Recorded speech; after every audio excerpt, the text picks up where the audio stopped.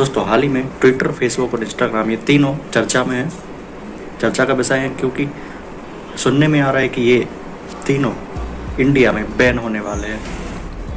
तो दोस्तों इस वीडियो में हम जानेंगे क्या कितनी इसमें सच्चाई है और कितना झूठ है, और आखिर क्यों ऐसा कहा जा रहा है, ये हम जानेंगे इस वीडियो में। दोस्तों क्या वाकई में ये इंस्टाग्राम, फेसबुक और ट्विटर इंडिया से बैन हो सकते हैं? दोस्तों आपको पता होगा कि ये इतने बड़े प्लेटफॉर्म हैं, ये इतनी बड़ी कंपनीज हैं कि ये बैन होना बड़ा ही मुश्किल है, ये नहीं हो सकते बैन। तो यदि ये बैन नहीं हो सकते तो आखिर क्यों ये न्यूज़ में आ रहा है कि ये बैन किया जा सकता है इनके लिए? तो आइए जानते हैं हम इस वीडियो में पूरा डिटेल में। दोस्तों 25 फरवरी 2021 को भारत सरकार में इलेक्ट्रॉनिक्स और सूचना प्रौद्योगिकी मंत्रालय द्वारा इन सोशल मीडिया के लिए नई गाइडलाइंस और कुछ निर्देश दिए गए थे, और 3 महीने के अंदर उन निर्देशों को पालन करने के लिए बोला गया था।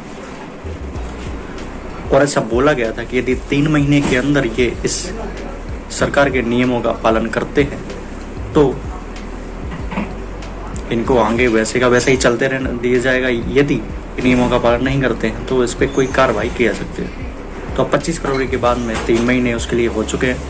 तो अब 3 महीने बाद भारत सरकार द्वारा क्या निर्णय लिया जाएगा इन 3 सोशल मीडिया प्लेटफॉर्म पर, जो कि भारत में ही नहीं बहुत सारी कंट्रीज़ में ये चलते हैं, बहुत सारी कंट्रीज़ में ये यूज़ किए जाते हैं। आपको पता होगा इंडिया में फेसबुक के 55 करोड़ से भी ज़्यादा यूजर्स हैं।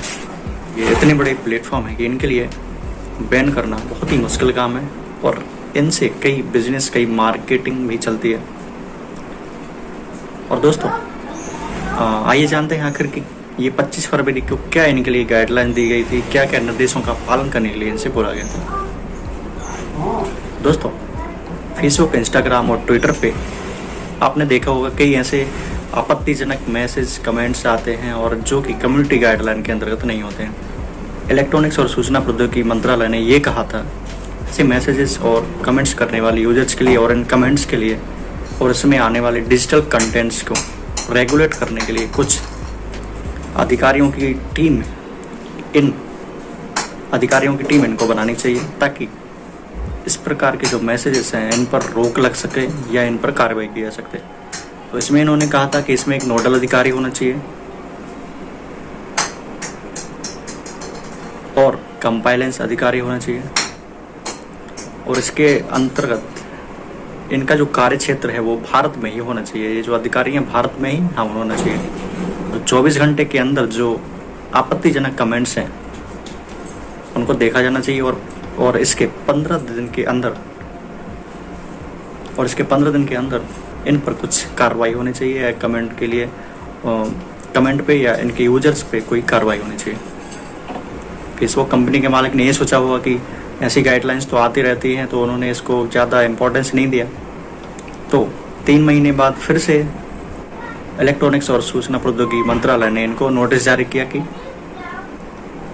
आप जो 25 मई को जो आपको निर्देश दिए गए थे इस पर आवश्यक कार्रवाई करें, वरना इनको बैन किया जा सकता है। तो दोस्तों इन्होंने किया था बैन किया जा सकता है, ना कि अभी फिलहाल तो नहीं बैन किया जाएगा, और निकलेगा ही कुछ, ये बैन तो हो नहीं सकेंगे। इसको फेसबुक के अधिकारी द्वारा, इसकी कंपनी द्वारा कुछ कन्वेंस कर लिया जाएगा, कॉम्प्रोमाइज़ किया जाएगा, या तो समय बढ़वा लिया जाएगा ये सब व्यवस्था करने में, या और कुछ उपाय देखा जाएगा। तो आखिरकार ये बैन तो नहीं हो सकते, क्योंकि इतने बड़े प्लेटफॉर्म हैं जो कि आज इंडिया में ही नहीं बहुत सारी कंट्रीज़ में चल रहे हैं।